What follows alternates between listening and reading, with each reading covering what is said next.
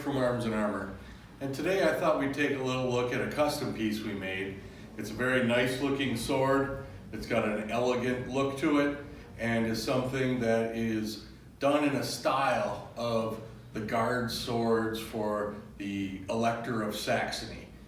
This is sometimes referred to as an Elector of Saxony style of weapon, and we will talk a little bit about what makes that happen, and then also look at the sword in detail a little bit about what it is and why it's a particularly nice looking sword. Overall, it's just under 48 inches, about 47 3/4. The blade length's just a hair over 39.5 from the front of the guard.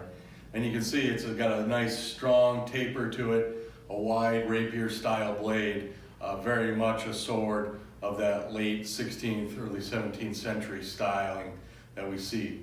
The guard itself has about 10 inches of width, and it has the kind of attributes that we talk about in this Elector of Saxony style that are combining a couple different types of elements into a piece that really make an interesting looking sword.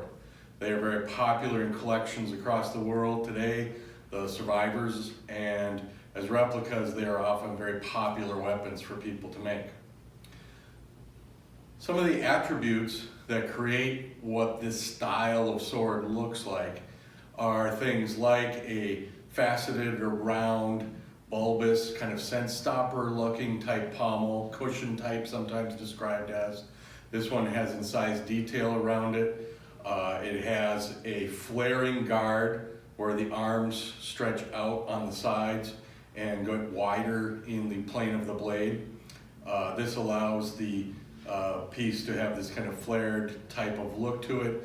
These will sometimes be straight, sometimes they'll curve towards the blade, sometimes they'll end in very flat fins, and here we see kind of a peaked finish to it. This also has kind of a reinforcing rib across the front of the guard arm. The piece is finished in a blued or black finish. This happens to be quite dramatic looking, and it is a sign of this style of piece.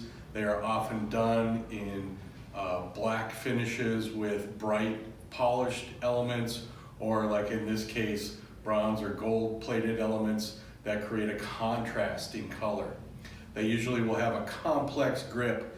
Here you see bars and ferrules top and bottom. Sometimes they will be more of a cage work. Sometimes it'll have, instead of leather, something like ray skin or bound wire.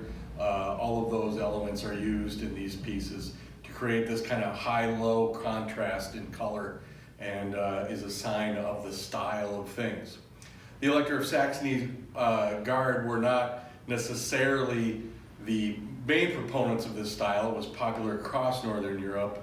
You see it in pieces that were in the Swedish armory and other places as well. But it was definitely a style that was very popular. The sword feels great in the hand. It's got a nice heft to it. It is not a light, easy little piece to maneuver. You do need to have some action to it. The balance point's running, right in there, about 6 inches in front of the guard. And a thrust or cuts with this type of sword would be pretty impressive, and they would be something that you could take into an actual fight in armor or on the battlefield, as it were. So we see this as a distinct knightly weapon, really.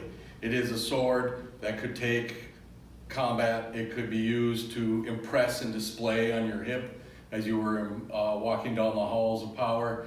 It is also a piece that looks dramatic and is very eye of pop to it that makes it a very popular style even today.